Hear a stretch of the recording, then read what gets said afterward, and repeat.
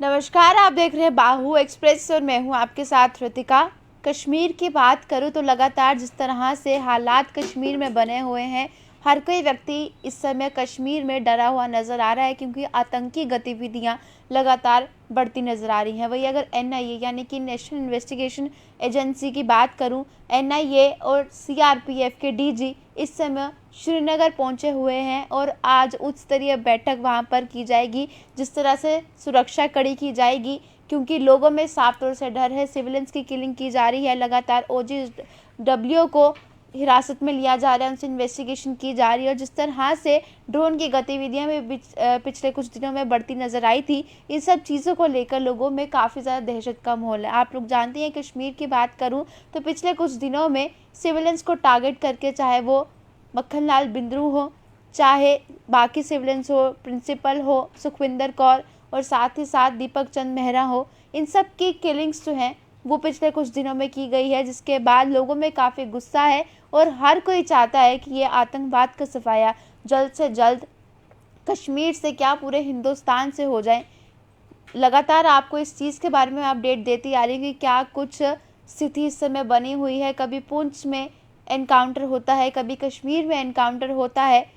परसों भी मैंने आपको अपडेट दी थी जहां पर एक एनकाउंटर में हमारे 5 जवान शहीद हो चुके थे। यानी कि ये लगातार जिस तरह की सिचुएशंस बनी हुई हैं उस चीज़ को लेकर एनआईए और सीआरपीएफ के डीजी इस समय कश्मीर पहुंचे हैं और आज एक उच्च स्तरीय बैठक की जाएगी कि सुरक्षा किस प्रकार से कड़ी करनी है, क्योंकि अब फेस्टिव सीजन शुरू हो चुका है, यानी कि नवरात्रि चल रही है, दिवाली आने वाली है और बहुत से त्यौहार जो हैं वो आने वाले हैं। ऐसे में लोग अपने घरों से बाहर शॉपिंग्स के लिए निकलते हैं, पब्लिक एरियाज में ज़्यादा से ज़्यादा गैदरिंग्स होती हैं, इसीलिए आतंकी इन्हीं फिराक में होते हैं कि जहां पर ज़्यादा भीड़ होगी उन्हीं जगह को अटैक किया जाएगा। तो इन सब चीज़ों को लेकर किस तरह से सुरक्षा कड़ी की जाएगी और कैसे लोगों के मन में जो दहशत का माहौल बन चुका है, यानी कि लोगों के मनों में जो डर बन चुका है इस समय, किस तरह से उस डर को निकाला जाएगा, इस चीज़ को लेकर आज बैठक होगी और कुछ समय में ही ये बैठक शुरू होने वाली है, जिसमें ये पूरी तरह से सोचा जाएगा कि क्या कुछ कदम आगे उठाने पड़ेंगे। क्योंकि नेशनल इन्वेस्टिगेशन एजेंसी यानी कि एनआईए की तरफ से लगातार इस समय रेड डाली जा रही है। जो भी टेरर फंडिंग हो रही है, ड्रोन के जरिए जो हथियार आ रहे हैं या बाकी भी जितनी सिचुएशंस बनी हुई हैं, लगातार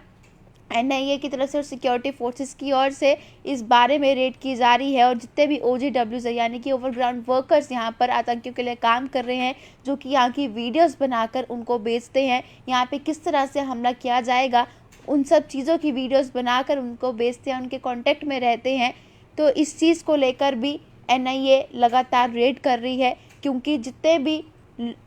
यूथ है उन सबको मजबूर किया जाता है, उनका माइंड वॉश करके, उनका ब्रेन वॉश करके उन्हें फोर्सफुली इन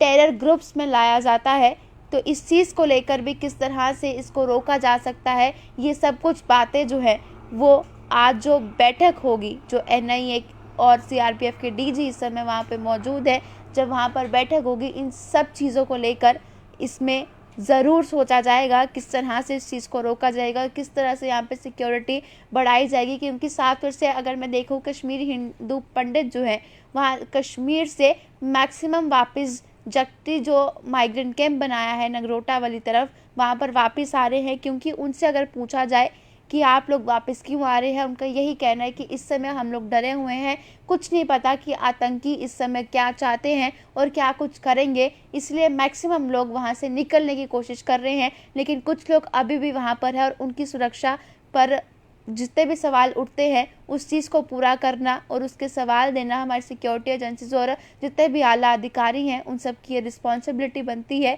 तो आज ये बैठक में इस बारे में ज़रूर बातचीत की जाएगी कि क्या कुछ आने वाले दिनों में वहाँ पर सिक्योरिटी के तौर पर नए कदम उठाए जाते हैं, जिससे लोगों के मन में एक डर पैदा हुआ है, उस डर को निकाला जाए और वापस से लोग शांति से रहें जैसे आज से पहले रह रहे थे। और जितना डर अब वापस से आने लगा है, क्योंकि जो 90s में जो समय सिचुएशन बनी हुई थी, वही ट्रेंड, वही सिचुएशन अब वापस आ रही है और वापस से लोग डर रहे हैं। क्योंकि कश्मीरी हिंदू पंडित को वापसी के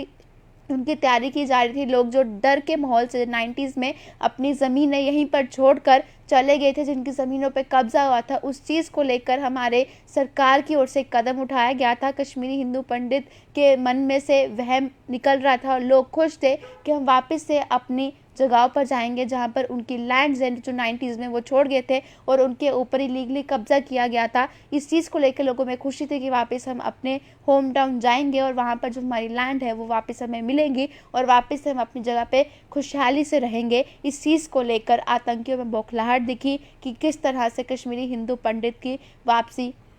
कश्मीर में सरकार करवाने की कोशिश कर रही है। तो आज जो बैठक होगी इस सब चीज़ों में लगातार सिक्योरिटी पे जो सवाल उठ रहे हैं उस चीज़ के लिए बैठक होगी और क्या कुछ सिचुएशंस आगे बनेंगी, क्या कुछ इस मीटिंग में निकल कर आएगा, आप लोगों तक मैं ज़रूर पहुंचाऊंगी। तब तक ले देखते रहिए बाहु एक्सप्रेस।